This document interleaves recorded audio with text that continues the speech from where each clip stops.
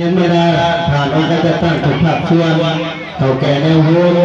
ตลอดมอดต่อแม่เราชนชาวบ้านไทยที่นับถือและหักแพงเมื่อนี้ข่าวบรรยากาศอันมวลซื่นเขาบอกเรามีความชูใจเนาะเป็นอย่างนี้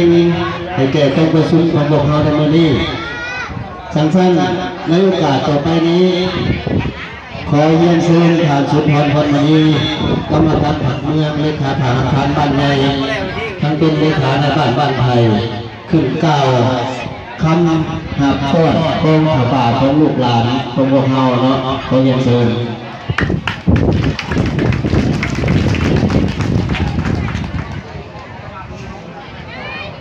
ขออนุญาตยืนนอกกันหน่อยขอนอกบัสการพ่อแม่ครูบาอาจารย์เฮียนบรรดาทานแขกและก็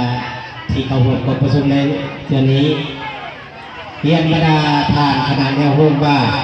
บรรดาทานในองค์การจัดตั้งว่าตลอดทอดพ่อแม่พี่น้องประชุมชาวบ้านไทยของพวกเราที่เขาร่วมการประชุมในวันนี้พิเศษนับถือหักแพงมายังบรรดาลูกหลานที่ได้นำขบวนผ้าป่ามาในวันนี้ที่นับถือและหักแพงวันนี้พวกเราองค์การปกครองบ้านขณะแนวโฮมว่าตลอดทอดพ่อแม่พี่น้องประชาชนชาวบ้านไทยมีความรู้สึกเป็นเกียรติและภาคภูมิใจเป็นอย่างยิ่งที่ได้มาต้อนรับขบวนผ้าป่าของพวกลูกหลานที่ไปเห็นงานอยู่กรุงเทพซึ่งได้มีความเพียงสามัคคีเป็นเอกภาพจัดตั้งกองผ้าป่าสามัคคีขึ้นเพื่อทอดถวายที่วัดไซสนะไซยารามดงกระตึกจุดประสงค์ของพวกลูกหลานสร้างกองผ้าป่าสามัคคีมาถวายในครั้งนี้มีอยู่สองจุดประสงค์คือหนึ่งเพื่อเป็นการสมทบทุนในการปฏิสังขรณ์และปกปักรักษาอนุรักษ์วัตถุโบราณของเก่าแก่ที่วัดไซสนะไซยารามดงกระตึกจุดประสงค์อันที่สองเพื่อเป็นพื้นในการพัฒนาวัดวาอารามและพื้นฐานโครงหลังของบ้านฉะนั้นข้าพเจ้าตั้งหน้าให้แก่องค์การปกครองบ้านแนวโฮมบ้านตลอดทอดพ่อแม่ประชาชนยิงทรายน้อยใหญ่ที่ได้พร้อมเพรียงการจัดพิธีต้อนรับในครั้งนี้ขอน้อมถวายและสาธุอนุโมทนานำพวกลูกหลานที่มาร่วมในงานผ้าป่าในครั้งนี้รวมทั้งผู้ที่บ่ได้มาก็ขอขอบใจอย่างสุดอกสุดใจเพียรบรรดาทานในการจัดตั้งตลอดทั้งพวกลูกหลานที่หักแพงทั้งหลายเรื่องในโอกาสที่มีความหมายเป็นสำคัญในวันนี้ข้าพเจ้าขอรายงานโดยสังเกตสภาพรวมของบ้านและผลงานของพวกลูกหลานที่ได้สร้างผ้าป่ามาถวายในระยะผ่านมาดังพวกเขารู้นับกันเลยว่าบ้านไทยของพวกเขาเป็นบ้านหนึ่งที่นอนอยู่ใน101บ้านของเมืองจำพรประกอบมี439ราคาเรือน425ครอบครัว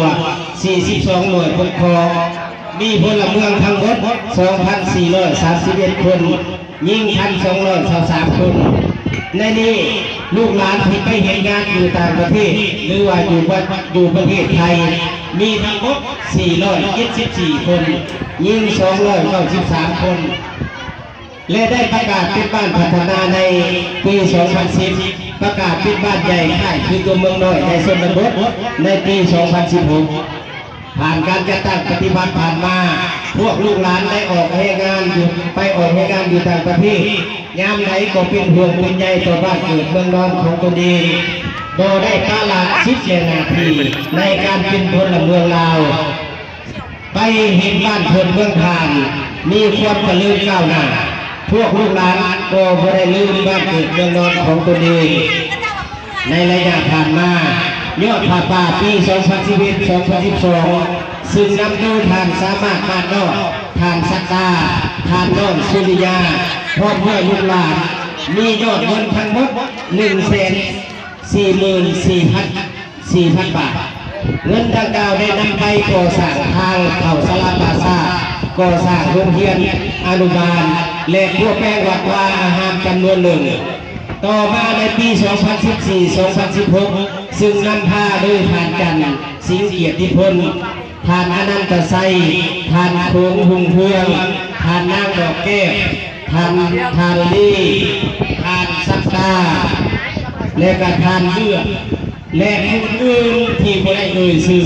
พร้อมด้วยพวกลูกหลานทั้งหมดที่ไปเห็นงานอยู่ต่างประเทศได้นำผ้าป่ามาถวายในแต่ละครั้งมีดังนี้ในปี 2014 ยอดผ้าป่าของพวกลูกหลานมีทั้งหมด 274,520 บาทปี 2015 ยอดผ้าป่าทั้งหมดของพวกลูกหลาน 395,327 บาทปี 2016 ยอดผ้าป่าของพวกลูกหลาน 446,889 บาทรวมยอดผ้าป่าทั้งหมดใน3 ปี 1,106,736 บาทอันนี้ที่ว่าผ้าป่าของพวกลูกหลานที่เห็นใน3 ปีผ่านมาแต่ปี 2014 หาปี 2016 ส่วนปี 2017 2018 พวกลูกหลานขาดเนาะเรียกมาปี 2019 เมนพวกลูกหลานผิดเนาะฉะนั้นเงินทั้งหมดดังกล่าวครูบาอาจารย์ทางสูงองค์การจัดตั้งบ้านคณะแนวโฮมบ้านคณะศิลวัตบ้านตลอดทอดพ่อแม่ประชาชนได้ตกลงเห็นดีเป็นเอกภาพกันเอาไปพัฒนาตามแผนภายในและภายนอกของบ้านพัฒนาภายในประกอบที่ก็สร้างโครงหลังคาหัวเจมูลค่า 800,000 บาทสมทบกับทุนบาทก็สร้างพุทธศิมาหลังศิลป์มูลค่า 120,000 บาทสมทบกับทุนบาทก็สร้างยกระดับทางลงวัดและทางออกวัดมูลค่า 196,736 บาทสมทบกับทุนบาททั้งหมดดังกล่าวนี้มันเป็นพื้นประกอบชนด้วยเหื่อแห้งจากจิตใจอันบริสุทธิ์ของพวกลูกหลานเฮียนบรรดาทานและพวกลูกหลานที่หักแพงทั้งหลายโดยอิงใส่แผนพัฒนาของบ้านและแผนพัฒนาทางภายในของพวกเขาติดต้นแผนก่อสร้างและพัวแปลงศาลาดงกระตึกติดพันกับการก่อสร้างภายน้ำล้นแห่งที่สองอยู่ในขัวเพื่อเห็นให้จุดดังกล่าวกลายเป็นแหล่งท่องเที่ยวทางวัฒนธรรมและธรรมชาตินอกนั้นยังมีแผนก่อสร้างทางซอยและทางลัดของบ้านซึ่งมูลค่าทั้งหมด 315 ล้านกีบซึ่งพวกเราได้ก่อสร้างสำเร็จไปแล้วอันนี้พวกเราได้เห็นแล้วเนาะก็ให้พวกลูกหลานไปเบิ่งเดี๋ยวนี้บ้านไผ่ของพวกเราเจ้าบ่มีทางหลวงเนาะถือว่าเราได้ยกระดับเพิ่นแล้วเนาะพระท่านอันนี้เป็นแผนพัฒนาทางภายในภายนอกเนาะฉะนั้นเพื่อเฮ็ดให้ผ้าป่าของพวกลูกหลานที่เห็นมาในครั้งนี้ก็เพื่อมาพัฒนาบ้านทั้งภายในและภายนอกแนวใดก็ตามข้าพเจ้าคิดว่าผ้าป่าที่พวกลูกหลานพ่อพากันนำมาถวายในครั้งนี้ที่นำมาถวายในครั้งนี้คงเป็นบุญกุศลและเป็นอานิสง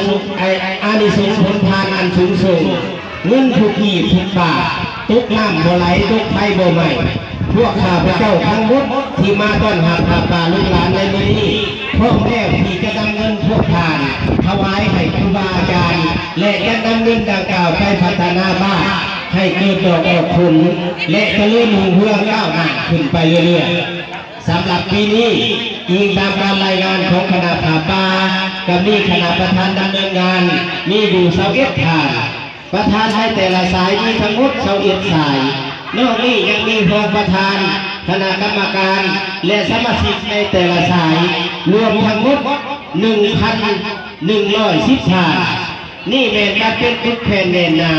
แสดงถึงความสามารถและพลังแห่งความสามัคคีอันแข็งแกร่งขอให้พวกลูกหลานจงรักษาบุญเสื้ออันดีงาม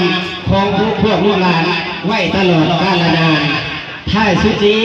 ข้าพเจ้าในนามองค์การจัดตั้งบ้านขออวยพรใช้แด่บรรดาทานองค์การจัดตั้งบ้านคณะแนวโฮมบ้านตลอดฮอดพ่อแม่พี่น้องประชาชนที่มาร่วมในการต้อนรับจงมีแต่ความสุขความเจริญพิเศษอวยพรใช้แด่พวกลูกหลานที่พร้อมเพียงหน้าเหตุผ้าป่าสามัคคีมาครั้งนี้ทั้งผู้ที่มาและผู้ที่บ่ได้มาขอให้พวกท่านจงมีแต่ความสุขสมหวังในหน้าที่การงานของพวกท่านทุกประการเนื่องในโอกาสที่ใหม่นี้ข ขอให้พวกทานจงมีแต่ความสุขสมหวังด้วยพรสี่ประการคืออายุวันนะสุขะพละทุกทานขอขอบใจเนาะ